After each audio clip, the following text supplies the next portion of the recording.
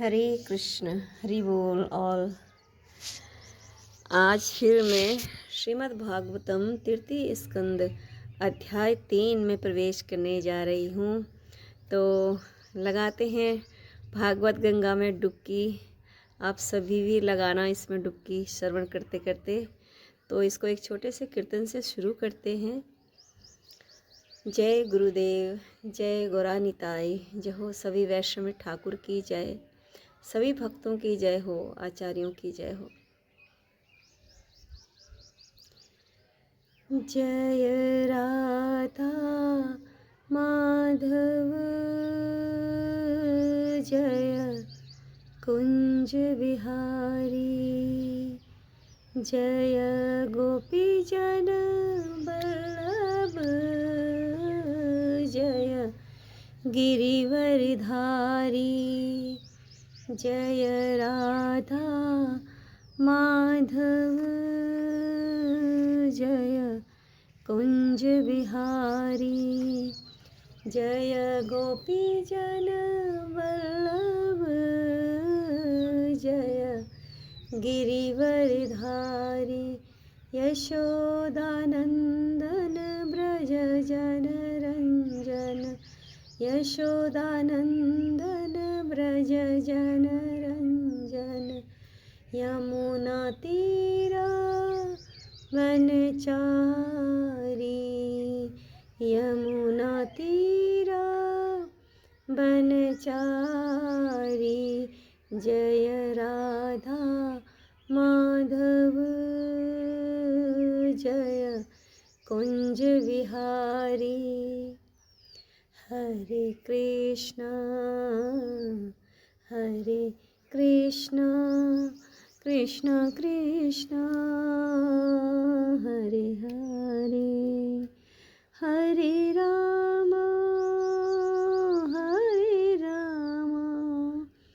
राम राम हरे हरे, हरे कृष्णा कृष्ण कृष्ण हरे हरे, हरे राम राम राम हरे हरे। हरि बोल। ओम नमो भगवते वासुदेवाय, ओम नमो भगवते वासुदेवाय, ओम नमो भगवते वासुदेवाय। नरं चैव नरोत्तमं देवीं सरस्वतीं व्यासं ततो जयम् उदीरयेत्। नष्टप्रायेषु अभद्रेषु नित्यं भागवत सेवया भगवती उत्तम श्लोके भक्तिर्भवति नैष्टिकी। कृष्णाय वासुदेवाय देवकी नंदनाय च नन्दगोपकुमाराय गोविन्दाय नमो नमः। मूकं करोति वाचालं पङ्गुं लङ्घयति गिरिं, यत्कृपातमहं वन्दे परमानन्दमाधवं। श्रीचैतन्य ईश्वरं श्रीगुरुदीनतारिणं। हरि हरि। हरे कृष्ण हरि बोल। आज हम श्रीमद् भागवतम के तृतीय स्कंद के तीसरे अध्याय में प्रवेश कर रहे हैं। अक्सर हम कान्हा की वृंदावन की माखन चोरी और रासलीला के बारे में सुनते हैं, लेकिन आज यह अध्याय हमें बताएगा कि वृंदावन छोड़ने के बाद द्वारकाधीश के रूप में भगवान ने कैसे अद्भुत कार्य किए। इस अध्याय में उद्धव जी बड़े ही सुंदर ढंग से विदुर जी को बताते हैं कि भगवान ने मथुरा और द्वारका में असुरों का संहार कैसे किया। यहाँ हम देखते हैं कि भगवान सिर्फ एक राजा नहीं, बल्कि एक आज्ञाकारी पुत्र, एक समर्पित शिष्य और एक मर्यादा पुरुषोत्तम ग्रस्त भी हैं। सबसे विशेष बात यह है कि भगवान ने द्वारिका में रहकर भी अपने भक्तों के प्रति अपनी करुणा कभी कम नहीं होने दी। तो चलिए आज हम मिलकर भगवान की इन ऐश्वर्यमयी लीलाओं का श्रवण और पठन करते हैं। अगर आपको यह चर्चा अच्छी लगी तो कमेंट में हरे कृष्ण जरूर लिखें। तो इसको करते हैं श्लोकों के साथ शुरू। अध्याय 3 वृंदावन से बाहर श्री भगवान की लीलाएं। श्लोक नंबर 1। उद्धव उवाच ततः स आगत्य पुरं स्वपित्रोः चिकीर्षया संबलदेव संयुतः निपात्य तुंगाररिपुयूथनाथ हतं व्यकर्षद व्यसुमोजसो वर्याम्। उद्धव ने कहा, तत्पश्चात भगवान श्री कृष्ण बलदेव के साथ मथुरा नगर आए और अपने माता पिता को प्रसन्न करने हेतु उन्होंने जनता के शत्रुओं के अगुआ कंस को उसके सिंहासन से नीचे खींचकर अत्यंत बलपूर्वक भूमि पर घसीटते हुए मार डाला। श्लोक नंबर है 2। सांदीपनेह सकृत प्रोक्तम ब्रह्मादित्य सविस्तरं तस्मै पादाद्वरं पुत्रं मृतं पंचजनोदरात्। श्री भगवान ने अपने गुरु सांदीपनी मुनि से केवल एक बार सुनकर सारे वेदों को उनकी विभिन्न शाखाओं समेत सीख लिया और गुरु दक्षिणा के रूप में अपने गुरु के मृत पुत्र को यमलोक से वापस लाकर दे दिया। श्लोक नंबर है 3।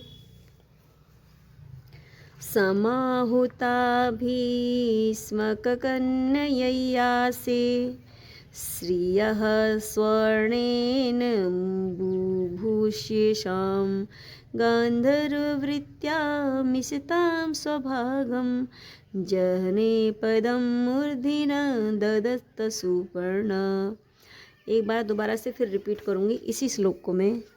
समाहुता भीष्मक कन्ययाये श्रियः सवर्णेन बुभूषया येषां गान्धर्ववृत्त्या मिषतां स्वभागं जहने पदं मूर्धिना दधत सुपर्णः।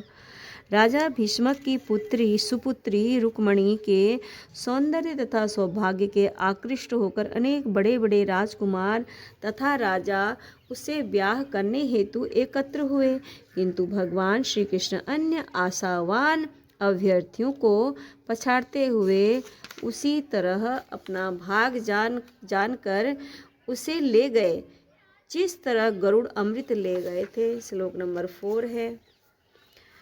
ककुघिनः अविद्दनसः दमित्वा स्वयंवरेणागजितिम् उवाह ततभग्नमानान् अपि गृह्यत अज्ञान जग्ने अच्छतः शत्रवृतः स्वशस्त्रे। बिना नथ वाले 7 बैलों का दमन करके श्री भगवान ने स्वयंवर की खुली स्पर्धा में राजकुमारी नागनजीति का हाथ प्राप्त किया। यद्यपि श्री भगवान विजयी हुए, किंतु उनके प्रत्याशियों ने राजकुमारी का हाथ चाहा, अतः युद्ध हुआ। शस्त्रों से अच्छी तरह सुसज्ज श्री भगवान ने उन सबों को मार डाला या घायल कर दिया, परंतु स्वयं उन्हें कोई चोट नहीं आई। श्लोक नंबर 5 है। प्रियं प्रभुग्राम्यः इव प्रियायाः विधितशु अर्चत धूतरोम यत अर्थे ब्रजी आद्रवत्तं सगणः रुषान्ध क्रीडामृगः नूनम् अयं बधूनाम् अपनी प्रिय पत्नी को प्रसन्न करने हेतु श्री भगवान स्वर्ग से परिजात वृक्ष ले आए, जिस तरह की एक सामान्य पति करता है। किंतु स्वर्ग के राजा इंद्र ने अपनी पत्नियों के उकसाने पर, क्योंकि वह स्त्रीवश्य था, लड़ने हेतु दल बल सहित श्री भगवान का पीछा किया। श्लोक नंबर है 6। सूतं मृधेखं वपुषा ग्रसन्त दृष्ट्वा सुनाभोन्मथितं धरित्र्या आमन्त्रितस्तनयाय शेषं दत्त्वा तदन्तः पुरमाविवेश। एक बार और सारा रिपीट कर लूँ इसको थोड़ा सा मैं। सूतं मृधेखं वपुषा ग्रसन्तं दृष्टा सुनाभ उन्मिथं धरित्र्या आमन्त्रितः तनयाय शेषं दत्त्वा तत अन्तःपुरम् आविवेश। धरित्री अर्थात पृथ्वी के पुत्र नरकासुर ने संपूर्ण आकाश को निगलना चाहा, जिसके कारण युद्ध में वह श्री भगवान द्वारा मारा डाला गया। तब उसकी माता ने श्री भगवान से प्रार्थना की, इससे नरकासुर के पुत्र को राज्य लौटा दिया गया और श्री भगवान उस असुर के घर में प्रविष्ट हुए। श्लोक नंबर 7 है। तत्राहितास्ता नरदेव कन्या कुजेन दृष्ट्वा हरिमार्तबन्धुम् उत्थाय संघो स जगृहु प्रहर्ष मृडानुराग प्रहितावलोके। उस असुर के घर में नरकासुर द्वारा हरण की गई सारी राजकुमारियां दुखियारियों के मित्र भगवान को देखते ही चौकन्ने हो उठी। उन्होंने अतीव उत्सुकता, हर्ष तथा लज्जा से श्री भगवान की ओर देखा और अपने आप को उनकी पत्नियों के रूप में अर्पित कर दिया। श्लोक नंबर 8 है। आशां मुहूर्त एकस्मिन्नागारेषु योषितां सविधं जगृहे पाणिन रूपः स्वमायया। प्लीज़ एक बार और रिपीट करूँगी, सॉरी। आशां मुहूर्ते एकस्मिन्नागारेषु योषितां स्वविधं जगृहे पाणिन अनुरूपः स्वमायया। वे सभी राजकुमारियां अलग अलग भवनों में रखी गई थी और श्री भगवान ने एक साथ प्रत्येक राजकुमारी के लिए उपयुक्त युग्म के रूप में विभिन्न शारीरिक अंश धारण कर लिए। उन्होंने अपनी अंतरंगी शक्ति द्वारा विधिवत उनके साथ पाणी ग्रहण कर लिया। श्लोक नंबर है 9।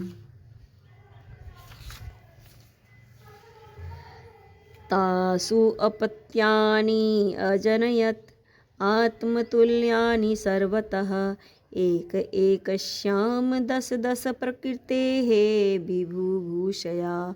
अपने दिव्य स्वरूपों के अनुसार ही अपना विस्तार करने हेतु श्री भगवान ने उनमें से एक से ठीक अपने ही गुणों वाली 10 संतानें उत्पन्न की। श्लोक नंबर है 10।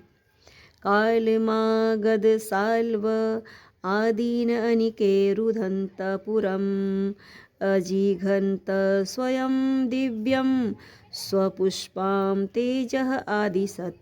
काल्य वन मगध के राजा तथा साल्व ने मथुरा नगर में आक्रमण किया, किंतु जब नगर उनके सैनिकों से घिर गई तो श्री भगवान ने अपने लोगों की शक्ति प्रदर्शित करने के उद्देश्य से उन सबों को स्वयं नहीं मारा। श्लोक नंबर है 11। संबरम द्विविधं बाणं मूरं बल्लवम् एव च अन्यान च दन्तवक्र आदीन अवधीत कान च घातयत्। संबर, द्विविध बाण, मूर, बल्लभ जैसे राजाओं तथा दंत वक्र इत्यादि बहुत से असुरों में से कुछ को उन्होंने स्वयं मारा और कुछ को अन्यों यथा बलदेव इत्यादि द्वारा मरवाया। श्लोक नंबर है 12। अथ ते भ्रातृपुत्राणां पंचयो पतिता नृपान् चचाल भूः कुरुक्षेत्रं येषाम् आपततां बले। तत्पश्चात हे विदुर, श्री भगवान ने शत्रुओं को तथा लड़ रहे तुम्हारे भतीजों के पक्ष के समस्त राजाओं को कुरुक्षेत्र के युद्ध में मरवा डाला।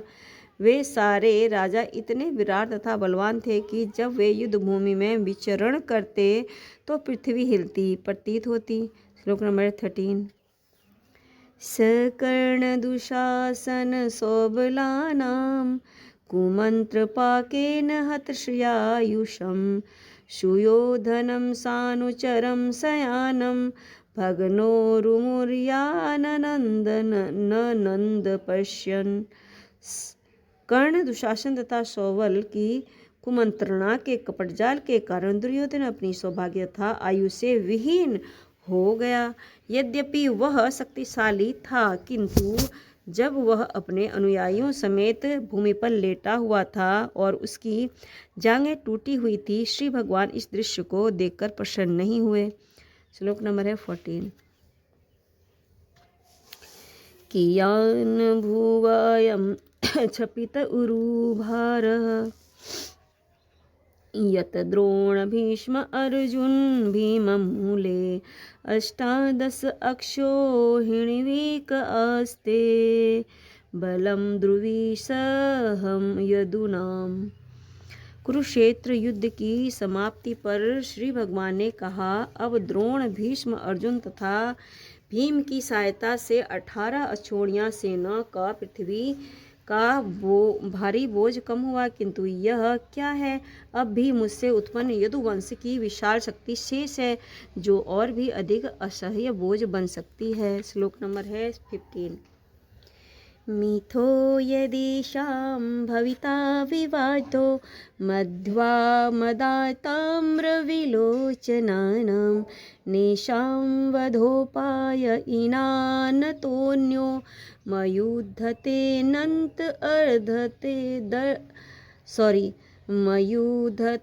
अंतरधत्ते स्वयं सम।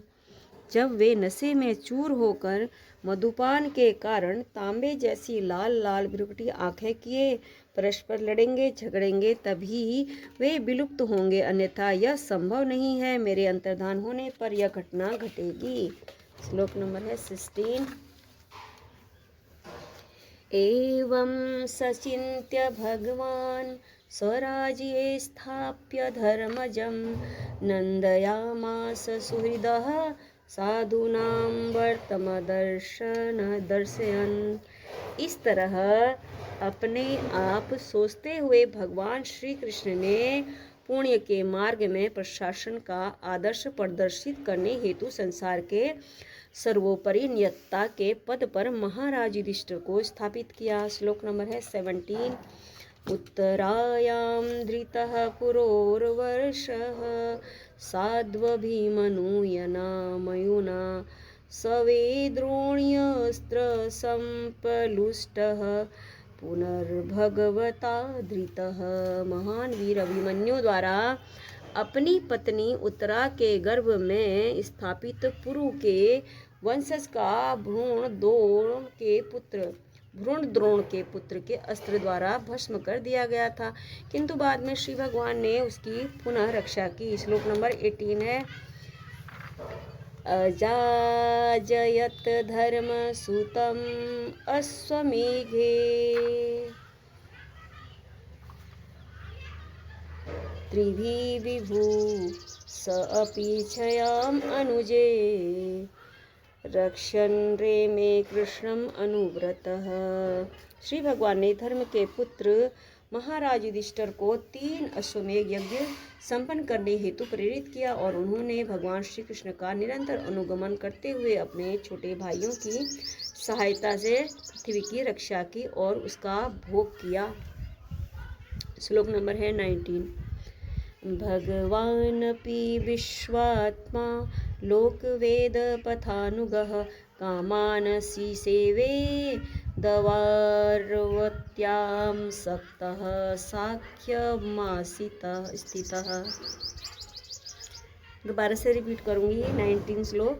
भगवान अपि विश्वात्मा लोकवेद पथानुगः कामानसि सेवे दवार्त्यां असक्त साख्यम आस्थितः। उसी के साथ साथ श्री भगवान ने समाज के वैदिक रीति रिवाजों का दृढ़ता से पालन करते हुए द्वारकापुरी में जीवन का भोग किया। वे सांख्य दर्शन प्रणाली के द्वारा प्रतिपादित वैराग्य तथा ज्ञान में स्थित थे। श्लोक नंबर 20 है।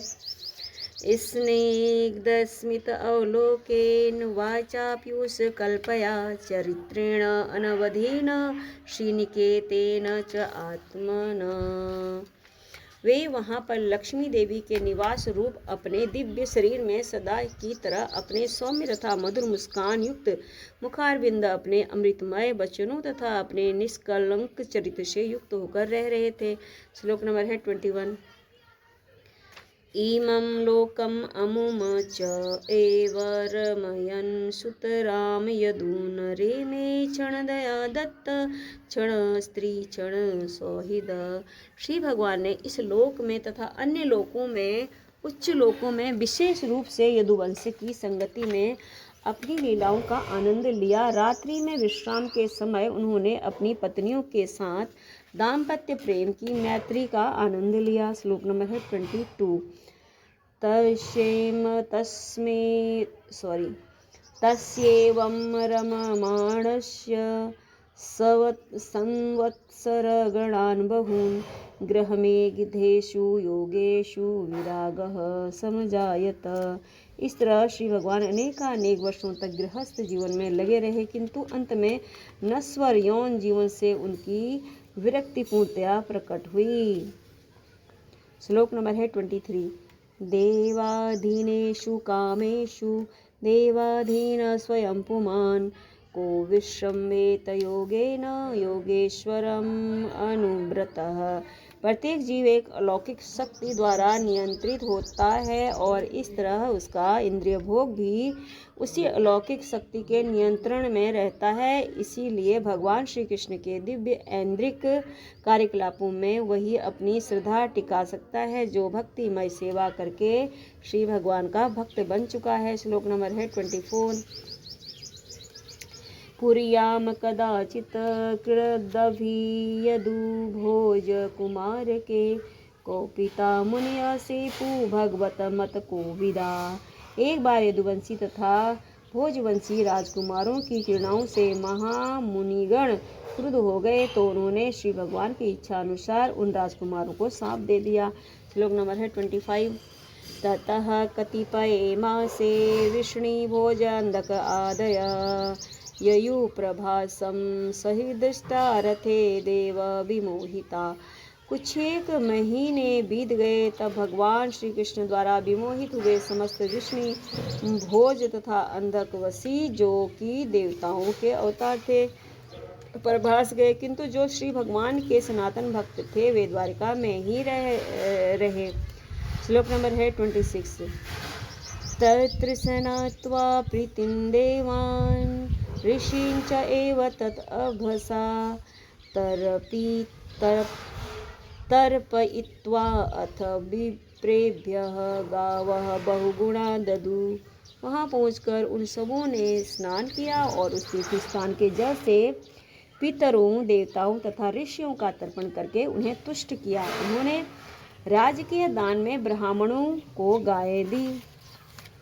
श्लोक नंबर है 27। हिरण्यं रजतं सह्यां वांसासी अजीन कंबलान यानाम रथान इभान कन्याधरां वृत्तिकरीम अपि।